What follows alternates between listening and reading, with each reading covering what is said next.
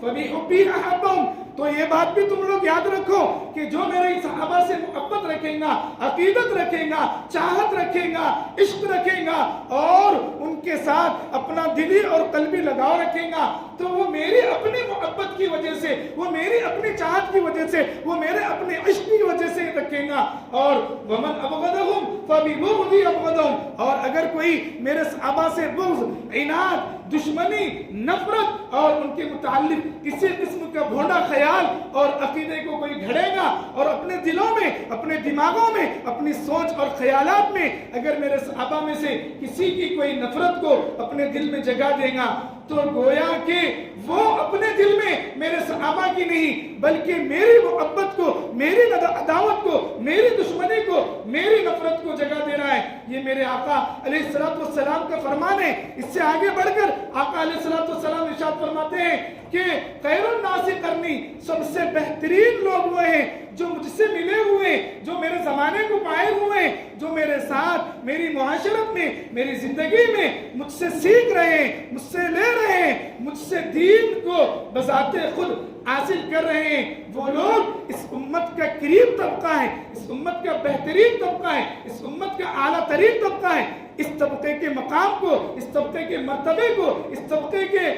منصب کو کوئی بھی قیامت تک نہیں پہنچیں گے. ایک مثال کے ذریعے سے میں آپ کو سمجھانا چاہتا ہوں کہ دو بڑوں میں، دو بادشاہوں میں، دو بادشاہوں کے شہزادوں میں اگر لڑائی ہو رہی ہے، آپسی اختلاف ہے، آپسی اختلاف ہونا بھی ضروری ہے. انسان ہے، انسانیت کا تقاضا ہے کہ انسانوں سے غلطی ہو. تو اگر بادشاہ کے دو بیٹوں میں اگر لڑائی ہو رہی ہے، اگر اختلاف ہو رہا ہے، تو ان کے باہمی اختلاف میں، ان کے باہمی نزاع میں، ان کی باہمی لڑائی میں ایک محل کے چپراسی کو، ایک محل کے بھنگی کو کیا حق ہے کہ وہ یہ کہے کہ فلاں شہزادہ صحیح ہے، فلاں شہزادہ غلط ہے. اور اگر بادشاہ کے دربار میں ان بھنگیوں کی، ان چپراسیوں کی یہ بات پہنچتی ہے کہ اس کے دربار کے دو بھنگی، دو چپراسی اس کے شہزادوں کے باہمی معاملات میں دخل اندازی کر رہے ہیں اور انہیں لعن طعن کر رہے ہیں، کسی کو اتار رہے ہیں، کسی کو چڑھا رہے ہیں، تو یہ چیز اگر بادشاہ سوچے گا،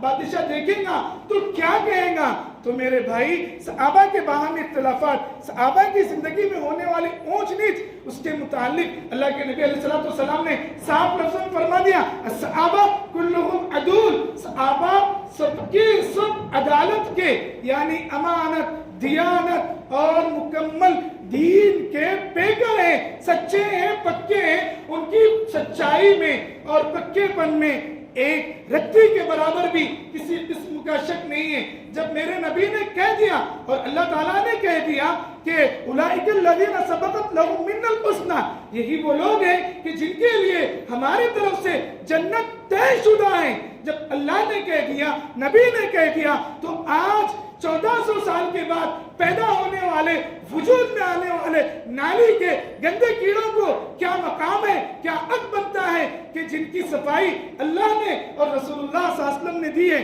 کہ ان کی شان میں یہ گستاخی کرے، یہ ان کے شان میں یہ بکواس گوئی کرے. تو میرے بھائی، جس طریقے سے بادشاہ کے، شہزادوں کے باہمی معاملات میں ایک بھنگی کو اور باہمی اپنے رائے کا، اپنے خیال کا اظہار کرنے کا حق نہیں ہے، اسی طریقے سے ان مقدس ہستیوں، ان صحابہ کے مقام میں، ان کی عظمت میں، ان کے تقدس میں، ان کے حرمت میں اور ان کے ہونے والے باہمی اختلافات میں ہمیں اور آج کل کے نام نہاد اسکالروں کو زبان درازی کرنے کا کوئی حق نہیں ہے. اس لیے کہ صحابہ کے متعلق ہمارے اہل سنت والجماعت کا ایک عقیدہ ہے کہ صحابہ کا عدل تواتر سے ثابت ہے، لہٰذا ان کے مقام میں کسی طرح کی کوئی زبان درازی قابل برداشت نہیں ہے. اللہ تعالیٰ سے دعا ہے کہ اللہ تعالیٰ ہمیں صحابہ کی حرمت اور تقدس کا پاس و لحاظ رکھنے والا بنائے. آمین یا رب العالمین. وآخر دعوانا الحمدللہ رب العالمین.